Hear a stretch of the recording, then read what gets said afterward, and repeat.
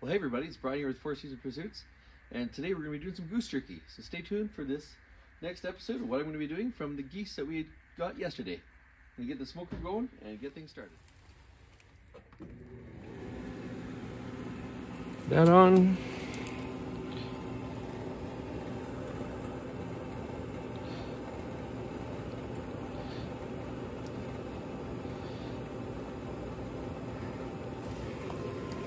Get that set at 190 degrees for the start of the smoke today.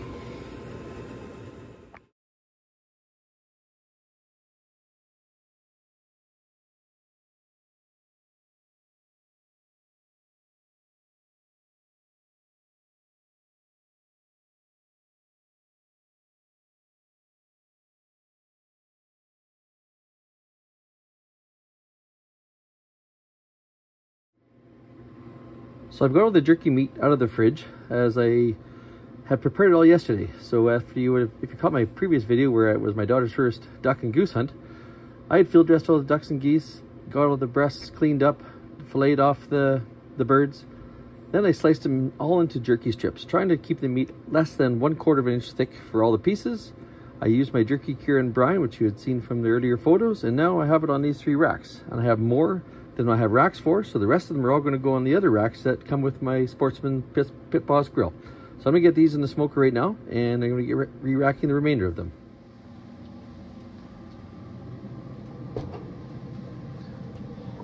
Get those in here. Make some room.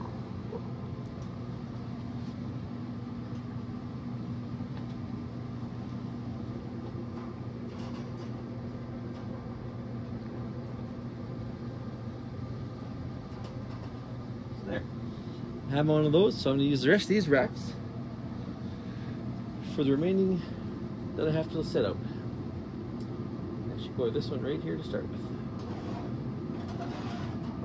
As you can see, a nice thing about these Sportsman smokers is they have the adjustable side holes all the way along, so you can set your racks whatever height you want for whatever it is that you're preparing. Like I mentioned, you're going to want this jerky meat to be not evenly spaced out, but spaced out enough that the meat is not touching each other, gives it a chance for the air to flow around it. And I'm not going to say cook the jerky, but heat the jerky. We want to heat this jerky.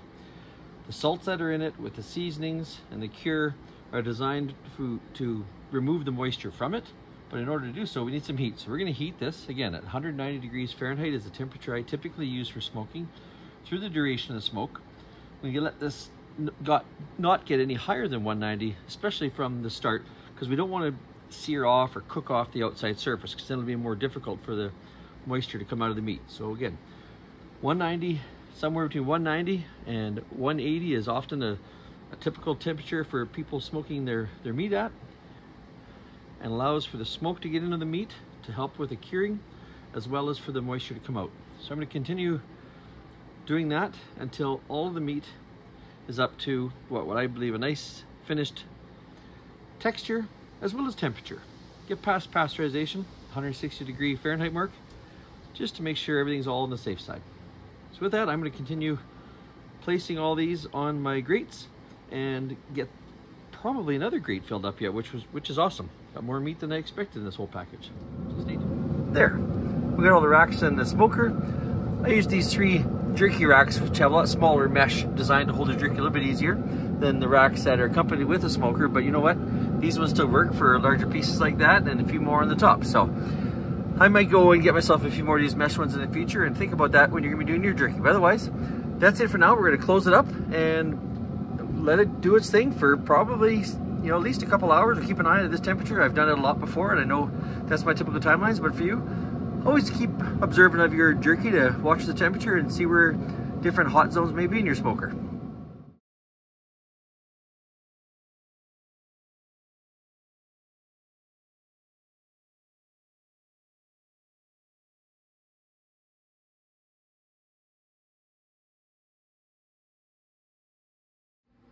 So this is, again, my first use with this vertical smoker. I've got it smoked in, which I say smoked in or cooked in or heated in, cooked in.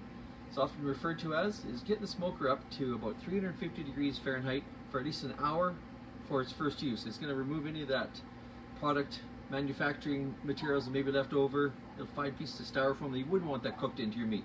So I've done that for probably a good hour and a half at 350. And then after that, while I was using the other smoker the other day, I turned this one on again just to get some more smoke seasoning into the smoker. They have been really good so far. This one here has been used here just a few weeks ago for its first time. I previously had the Louisiana Girls Black Label series in the 800, as well as the vertical Louisiana Girls Black Label, which are great smokers, but I felt like I wanted a bit of an upgrade. And with that, being an ambassador with Smokehouse Grills and Power Equipment here in Morinville, I have access to some of the smokers, which, although I'm not sponsored by them, I do have access to use them. And they do support me really well in terms of being able to get the best deal I can, and the best deal for you as well. So with that, I'm not going to promote a heck of a lot more, but consider Smokehouse Grills and Power Equipment for any outdoor cooking needs. And for me, I'm going to continue on with this jerky here today, and it will hopefully turn out as good as it looks.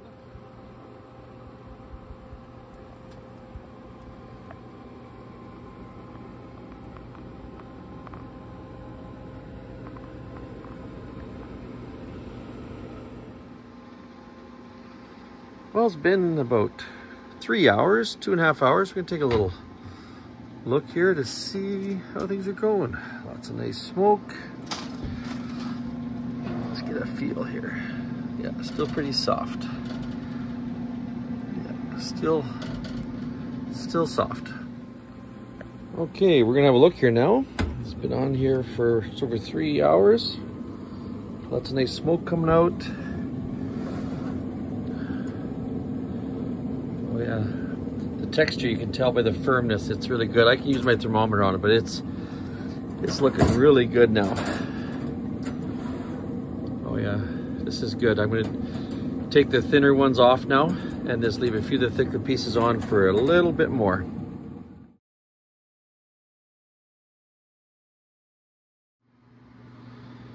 Yeah, this is all looking really good. I got a plate full of it here that's done.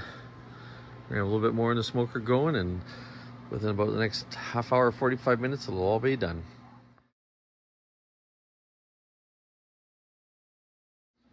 Well, everybody, the jerky's done.